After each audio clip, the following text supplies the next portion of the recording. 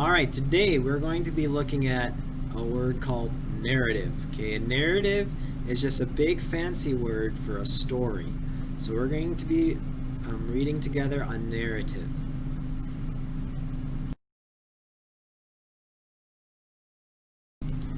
And we're going to be looking at an author and illustrator. So an author is a person who writes the words to the book, and an illustrator is the person who does the pictures. Okay, so there's lots of different ways they can make the pictures. They can paint them, they can use colored pencils, they can take photographs. There's lots of different ways that artists make the pictures for books, and that's called the illustrator. So the author and illustrator of our book today is called David Small. He tells a story by using his words, but also he uses his pictures to tell the story too. So as we read this together, I want you to be looking at the pictures and seeing the different parts of the story. So listening to the story and also being able to observe.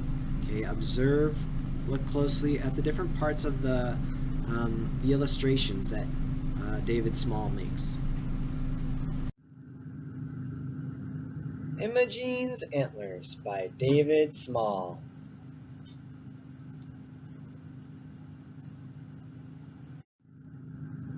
On Thursday, when Imogene woke up, she found she had grown antlers. Getting dressed was difficult. And going through a door now took some thinking.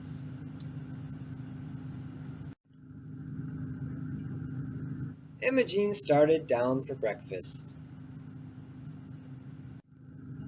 but got hung up. Whoa! Imogene's mother fainted away. The doctor poked and prodded and scratched his chin. He could find nothing wrong. The school principal glared at Imogene, but had no advice to offer. Her brother Norman consulted the encyclopedia and then announced that Imogene had turned into a rare form of miniature elk. Imogene's mother fainted again and was carried upstairs to bed.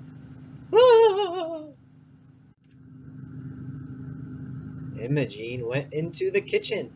Lucy, the kitchen maid, had her sit by the oven to dry some towels. "Lovely antlers," said Lucy. The cook, Miss Perkins, gave Imogene a donut, then decked her out with several more, and sent her into the garden to feed the birds. "You'll be lots of fun to decorate come Christmas," said Mrs. Perkins. Later, Imogene wandered upstairs. She found the whole family in Mother's bedroom. "Donuts, anyone?" she asked. Her mother said, "Imogene, we have decided there's only one thing to do. We must hide your antlers under a hat." Norman telephoned the milliner. At 3 o'clock, the milliner arrived. Rapidly, he sketched a few designs, then set to work. "Voila!" said the milliner. "Bravo! Bravissimo!" cried his assistants. Thud! Imogene's mother had to be carried away once more. After dinner, Imogene practiced her piano lesson. Then, yawning, she folded her music, kissed the family, and went to bed. Imogene sighed, remembering the long, eventful day. On Friday, when Imogene woke up, the antlers had disappeared.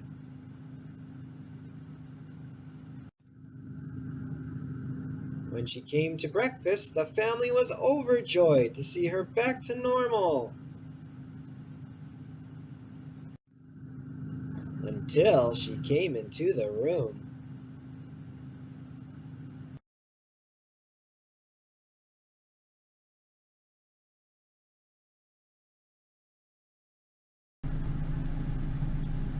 Alright, for this project, day 1, you're going to need some kind of a picture of an animal. Now I have a bunch of these old books that we're going to use in class that have different animals, so I'll have students pick out a book that I have. But if you don't have something like that, you probably don't have a book that you can just cut a picture out of. But if you want to print a picture off on a computer of an animal that you like, or you can find one in a magazine, or if you really can't find any pictures of any animals or you can't get to one, you can just draw your animal. That's another thing too. But if you have some kind of a magazine or a way to print out a picture of an animal, that would be best. Okay, so you're going to need that, scissors to cut that out, some kind of either glue bottle or glue stick, a pencil to draw some stuff later, and you won't have this at the beginning, but a picture of your face, and about that size. So you want to either take a picture of your face and print it out. So that would probably be, if you can have someone help you do that, and I'll come around and take your picture and print them out. And you won't have this for the first day, but I will take it today and then I'll print it out for you next time. Okay, so what you're going to do first is you take your book and you look through your book, or you find your picture that you want to use, and there was a good one I was just on. Okay, you want to find a good one that kind of has the whole body of the animal. Okay, you don't want to get one that's just half the animal or something like that. Okay, or too small, because if I put my picture on this one, it's going to be covering up most of the head, so that one's not really going to work. That picture's not going to work really good. These are kind of small, those aren't going to work really good. This one's a good one, okay, and I'm going to work with this one. So if you see that you can gently rip it out, that would probably be the easiest way to cut it. And you can close it, and someone else can use this book sometime. But this is the picture I'm going to use. So then what you do is you carefully cut the background off your picture. Okay, and I can cut off his ears a little bit because, well, yeah, I'm going to cut off his ears. If you have an animal with big ears or antlers or something, you want to leave those on, but this one, my head's going to cover up this little space here, so it's okay if I cut off his ears.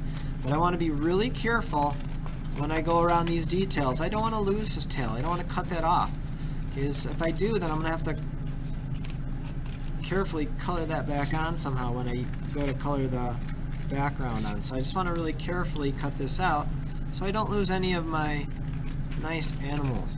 Okay, be really careful at this part. You don't need to rush. I'm going kind of quick, but you don't go as quick as me. Go slower. Go nice and slow. So you make it nice and carefully cut this picture out. Okay? I'm going to cut all of the background away. Like that. Okay. This piece, if there's something left on this piece, you can keep it, but if there's nothing really nice on it, you can put it in the recycling box or in the garbage. Okay. Now I'm going to take this, and I'm going to use a glue bottle, but if you have a glue stick, that'll work just fine. Okay, I'm going to glue this on.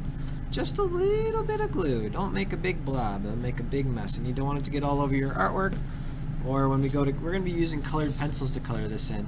So if you get glue all over the place, then colored pencils doesn't really stick to glue very well, dried glue. So find a spot where you're going to put it, if you want it down the bottom or up here at the top, wherever you want it.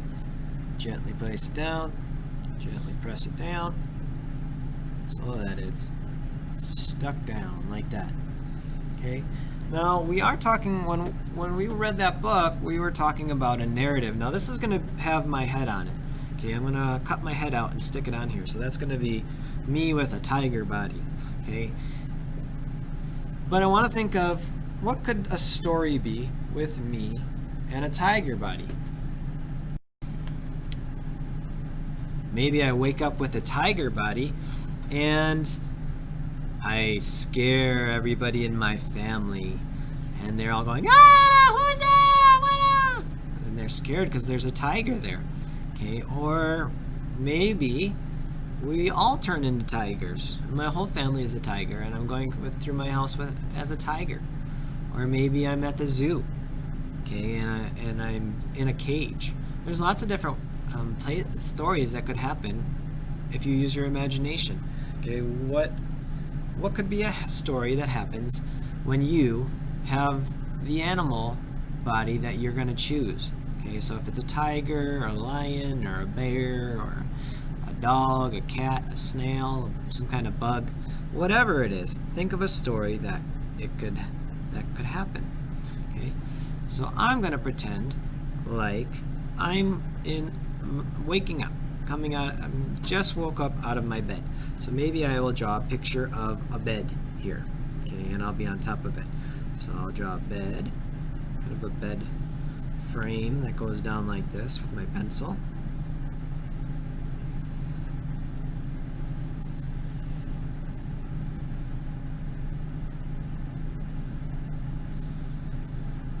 That, and then make my bed going back like this, kind of. A little portion, like I'm standing on my top of my bed. Like that. And then the bed comes down this way. And there's a blanket on the bed. And then there's the back of the bed.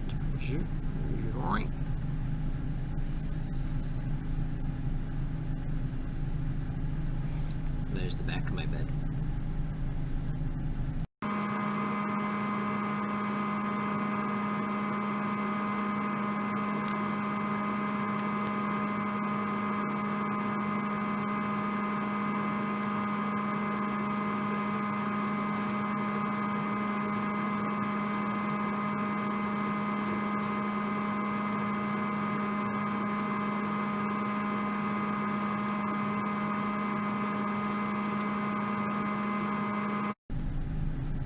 Alright, so you use your pencil to draw some parts of your story, or parts of at least the beginning of your story. Okay, so if this was me with a tiger head, then I was on my bed and I was starting to dig a hole using my claws. So instead of, because this picture was him drinking from a river, but I have it look like he's digging a hole in my bed, and there's parts that are getting ripped up. And this is somebody in my house going, ah, because they're scared. Then I have, up here I have some more details on my wall. You don't want to leave any big empty spots. So down here, I put a picture of some flowers. So when I go to color it, I'm going to put something there. It just makes it look interesting. And then I have a little clock on my wall that tells the time, tells you what time it was. And just a little curtain kind of thing to add some detail up here. But you really can come up with anything you want. And if yours like is in a zoo, there'd be a cage maybe around your animal, and there might be other animals around. So you really can come up with a lot of things. Or if my tiger was in the desert or in the forest somewhere, okay, there would be different things around. Wherever your story takes place, that's kind of what you're going to draw the details of, okay, around the back there. First do that with a pencil, and I don't know if you saw during when I sped up that video, but I erased different parts so that I could fix them. That's why I'm doing it with a pencil. So if your pencil has an eraser, use the eraser to erase it, and then fix whatever mistakes you made. So that's what we're going to be doing on day 1.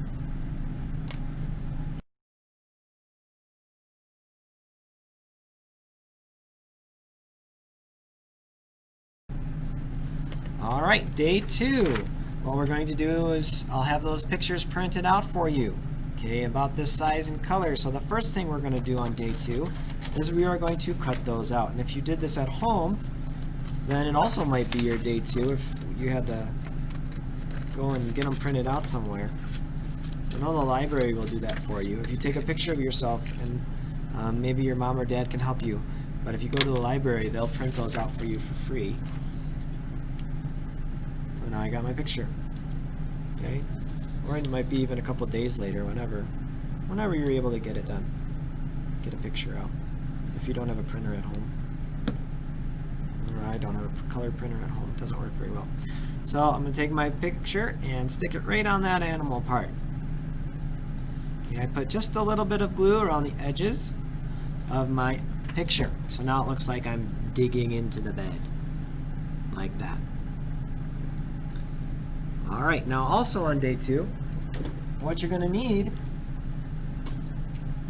is some colored pencils. Colored pencils. Hopefully you have some of those. So if you're with me at school, we're going to be using colored pencils. If you have colored pencils at home, that would be great. Use those. But if you really don't and you can't get a hold of some colored pencils, then you could just use crayons or markers or really anything you have. Okay, we're going to be using colored pencils today as I show you how to do these. So you want to pick out the colors that you want to use. Let's see, I'll make my bed blanket purple. Purple is one of my favorite colors. So when you use colored pencils, you want to take your time. Okay, you want to color back and forth like this, and go back and forth quickly to cover up the white spots like that. Okay, and that is nice coloring. You don't want to scribble like this. Okay, it's actually going to take longer. You think you're going quicker, but it's not, because you're going to have to go over that again and again and again until it looks completely covered. Okay, so you want to cover that up. I'm going to color that part that's all dug up a different color, so when I get close to that line, I have to be really, really careful. That's another reason why we don't scribble, because it's very hard to get close to the lines scribbling. So we take our time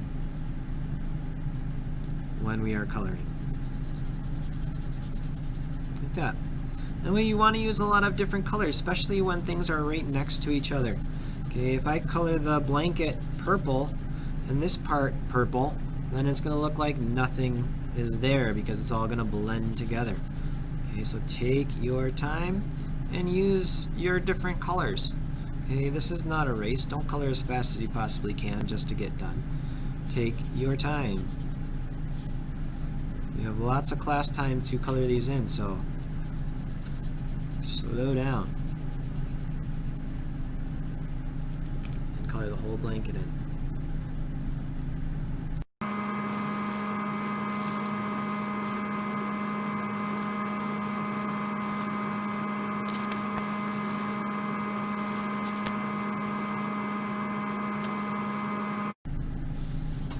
One thing I'm going to do, another thing you can do with colored pencils, this part where it's ripped up, I want it to look a couple different colors, so it's not, so it kind of looks like the blanket got ripped up here. So I am going to leave a couple of the spots there empty or white, so I can go back with my purple and make it look kind of like it is ripped up and torn up in there, like that. Okay, so some parts are still purple. It'll look like it's ripped up, torn up. Gives it a little texture in there.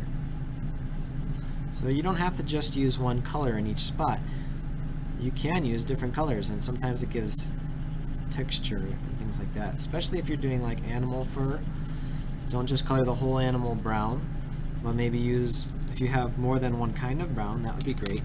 Or if you have like a brown and an orange, or a brown, orange and a black, those kind of work together to do fur of animals.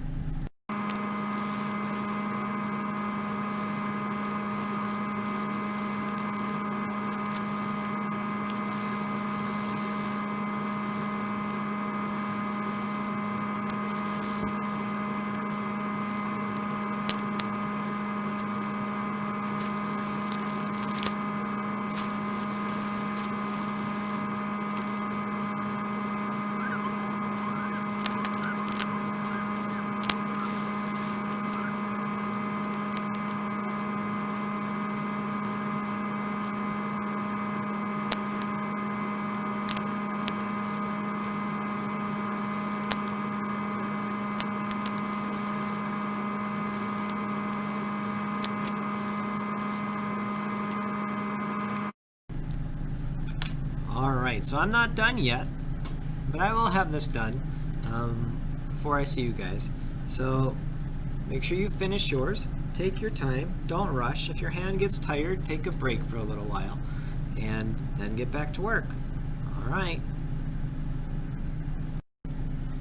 Okay, and here's just some more examples of ones that I worked on a little bit too. This one was, I was a little prairie dog here. Okay, there's my head. I had a snake coming on, and there was a cactus, and this is where I kind of showed this is not good. This is not how you want to color good. Okay, and this is scribbly too. So don't color like that. That's scribbly. But then I also put things in the sky, butterfly, plane. This one I just did the picture part. This was me, my face on the shark. But if it's underwater, what are some of the other things you can put that are in your picture underwater?